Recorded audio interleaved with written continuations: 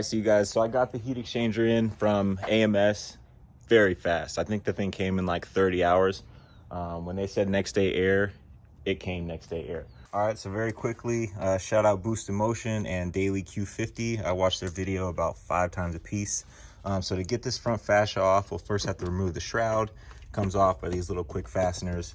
Boom, boom, boom. And then we've got some, I believe, 10 millimeter bolts. We've got a 10 millimeter bolt back here. And then we've also got some bolts that are on the undercarriage here. So I'm not gonna video that just to expedite the process, but as I go along, I will update you guys. All right, one thing I noticed that I glanced over in watching those videos was that on the inside here, behind the splash guard, let's see if we can move this one out the way for you. Behind the splash guard is a, let's see if you can see that bolt. Boom, 10 millimeter bolt. You guys will have to get that out so that you can pop this guy off right here. So again, you probably have to rotate your tire towards the inside of the wheel well, and then you'll be able to push this splash guard back and get your swivel and go ahead and get your socket on there. All right, got the front bumper off, and as I expected, there's lots of shit behind here. So we're gonna be taking off this crash bar. We'll be taking off this intelligence sensor. Okay, so like I told you guys before, the RedSport has like a bunch more bells and whistles behind the front fascia.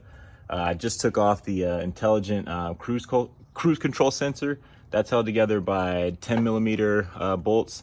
And then if you guys see here, this crash bar also needs to be removed, which is held together by a 12 millimeter bolt. So you get a little socket extender. There's 2, 4, 6, 8 screws you'll need to remove. And then this actual front crash bar will come sliding off and give us access. And of course, so let me put this show you guys. So there is one more sensor over here that you will need to connect to or disconnect from, sorry. So don't forget this last sensor over here down by the windshield wiper reservoir. All right, so just as I told you guys, there's a shit ton of stuff behind here just for me to get to the existing OEM heat exchanger. So yeah, it looks like some more 10 millimeter, 1, 2, 3 10 millimeter bolts. Same thing on this side. Some tubing in the way you'll have to move. There's one down there, 2, 3 10 millimeter bolts.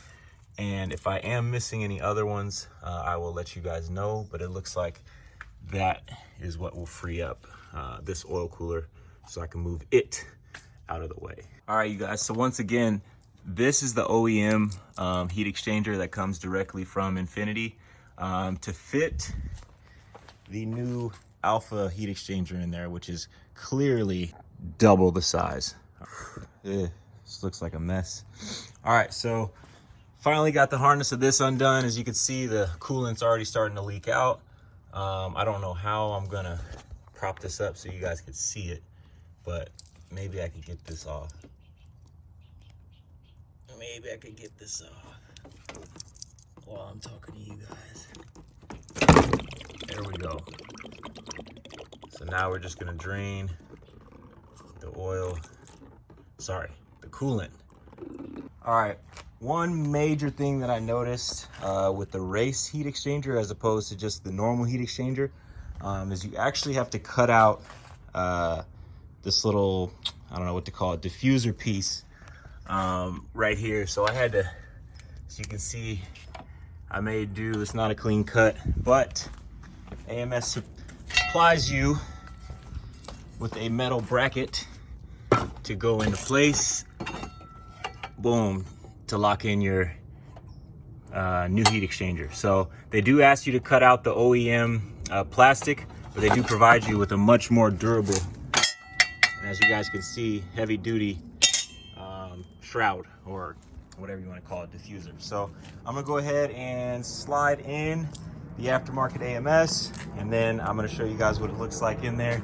Then I'm going to go ahead and seal it up with the rest of the stuff. So as you can see, once again, I had to trim off that bottom piece, trim off the top piece. One bolt will go here, and then the two will actually go down here in the bottom where those brackets, or sorry, where those holes are. Wow, you guys, so this exchange is quite involved. So this is the previous bracket, the OEM bracket for the stock heat exchanger, and that fits right back behind here. Now, Alpha supplies you with an aftermarket one that actually extends. So let me see if I can put this back here. So this was the place of that one, and you can see the difference in the length of how long the aftermarket heat exchanger is in comparison to the OEM. So they actually have a separate bracket for you to replace and put in here. That's something I didn't see with the normal AMS heat exchangers. So if you guys do end up getting the race heat exchanger, you will have to switch out this bracket here for the larger one to get the larger size to fit in there. So we had to customize or delete this, and then we had to exchange this here bracket. I'm going to fasten it down, get this last nut and washer on, and then we'll be able to slide in the aftermarket heat exchanger. All right, you guys, so finally got everything sawed off, finally got everything remounted, and now I've just slid in the heat exchanger. So I can say that after 3.5 hours, I'm finally fastening in the heat exchanger. There's still a whole shit ton of stuff left to do, but this is the main part. I got the heat exchanger in, woo! And fasten a couple more bolts and let you guys know what we got to do next. All right. So the Racing Series heat exchanger has gotten to a whole new level, especially with the RedSport. So now that you've got the brand new heat exchanger installed, you've actually got to trim out the old oil cooler, the back side of the housing, so that it could fit flush. So I've got this and I'm going to work. So yes, this is a little bit more invasive than I thought, but still within my realm. Luckily I had this saw. It's going to help to speed up the process a lot. But as soon as I get this off, hopefully everything will just be able to fall back into place. All right, guys, so for the most part, we got the heat exchanger in, we got the oil cooler back in. We had to trim this back piece off here so that it would fit. Now I'm just going to reinstall the horn, the intelligent cruise control sensor, and then put a bunch of other sensors back on before I start fully piecing this thing back together, and then filling the coolant and bleeding the air out of the system. All right, you guys, so I just got my car back from Infinity. I told you guys I was experiencing a little bit of a bog, and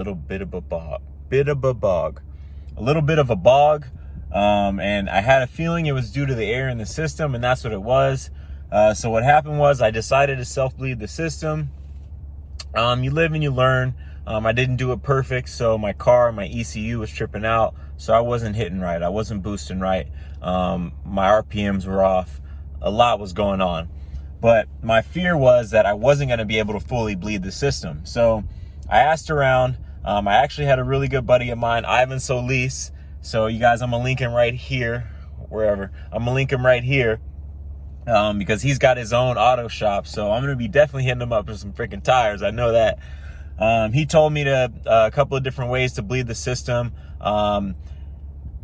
Again, if you guys have the capability or you have the time, buy a pump or take it somewhere to go get it, bled, so you don't have to, go through this freaking heartache. But anyway, I took it to Infinity, and just as I suspected, they had 2 codes that said that there's air in the system, and those were pass codes, so which means there's no more air currently in the system. And I've been checking for the last 3 days, and my levels have been perfect. They've been maintaining, and it hasn't been dropping. So I'm literally checking like every 10 miles. So again, I'm super happy with my install, my AMS race heat exchanger. So it's definitely nice, and it's definitely rewarding to see results, especially in terms of numbers when it comes to your car. So AMS Race Alpha Heat Exchanger, thumbs up, 2 thumbs up if I wasn't holding the camera in my phone, in my other hand. But we will see what the next install will be. I believe I'm heading towards the JB4 tune. If not, it will be the lower downpipes, maybe even the full AAM. Who knows? All right, I'll see you guys on the other side. Peace.